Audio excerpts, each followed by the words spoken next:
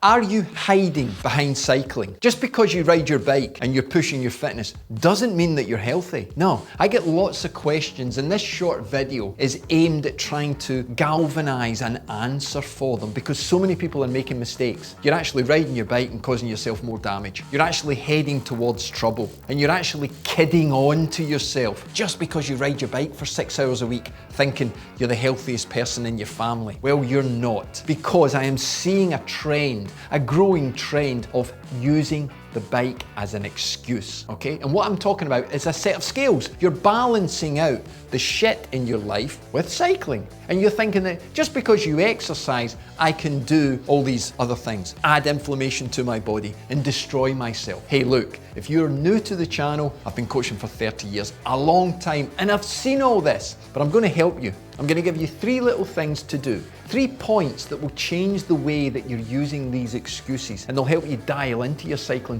and actually improve your health outcomes. Yeah. And if you haven't subscribed to the channel, have a think. During this video, I challenge you. If I add 1 point that you're going to use, hit that subscribe button. If you haven't done already. Questions I normally get. Hey coach, I'm not really looking to be a pro, but I like cycling. But I don't want to go down the line of a healthy diet, healthy lifestyle. I just want to enjoy myself. What a fucking load of bullshit. Enjoy yourself. Is that many of you? I don't want to sign up to being a vegan or a vegetarian. Oh, I don't want to be having those early nights. Oh, I don't want to give up all my alcohol. Who said anything about that? What I'm talking about is a lot of people like to live their life that they're at a kid's birthday party and they can eat what they want all day long and they're waiting for that moment in their life whereby they will change. You can't do that and cycle. All of it is dropping inflammation into your system. Inflammation in your system increases the death of cells. Nobody wants to talk about death, do they? No, but it's going to happen, isn't it? It's going to happen at some point to all of us. But what you're doing is speeding up the process because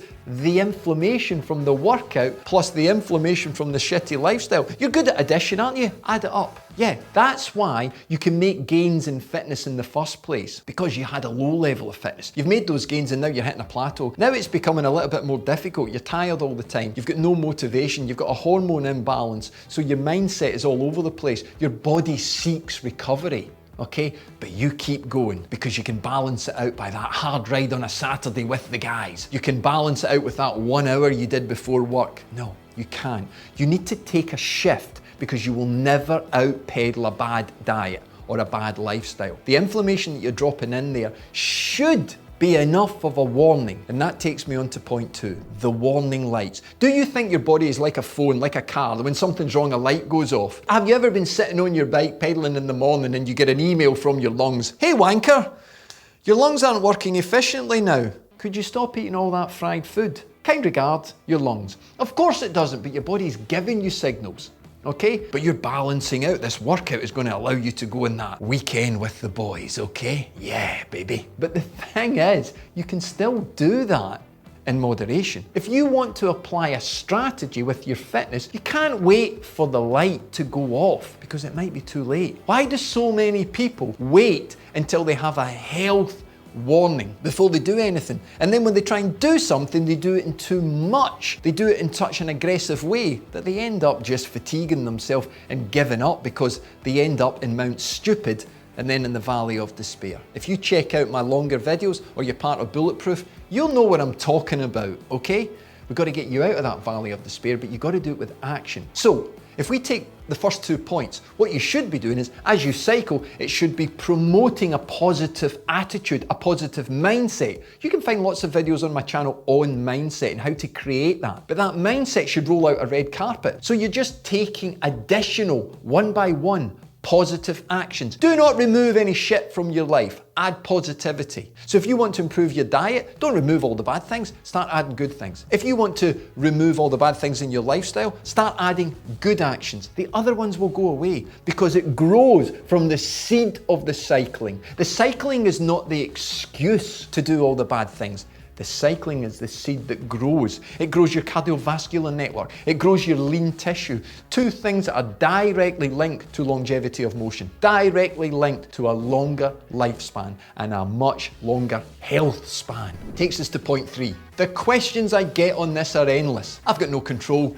It's easy for you, coach. It's easy for fucking no one. Everybody carries baggage, everybody has hard struggles, but you've got more control than you think. Think back to when you were a child, think back to when you were a teenager, in your 20s, and you're shaping your life. At every junction in life, you chose the path. And just because some paths took you away from those goals you had when you were younger, there was still opportunities, and sometimes those opportunities were even bigger than the ones you had your eyes set on, but you didn't take them, or you took the easy option because you had that safety mechanism wired into your mindset. You are at the place you are at because you chose. And as soon as we agree to that, as soon as we sign up to that, life becomes so much easier. Accept where you're at and then accept that you can do something about it. Sure, there are variables in life you can't control, like when your in-laws come round, when the sun goes up, getting older.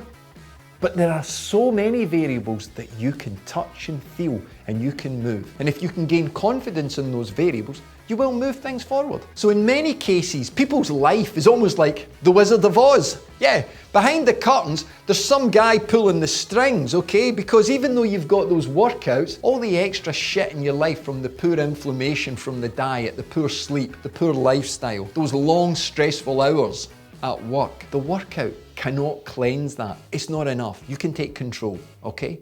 So think about it seriously. Add, addition, increase, positivity.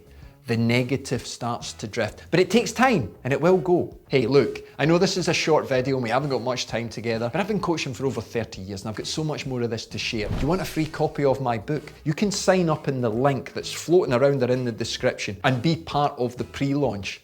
I've got 5,000 free copies to give away. Hey, get one. I am positive it will add positivity to your life.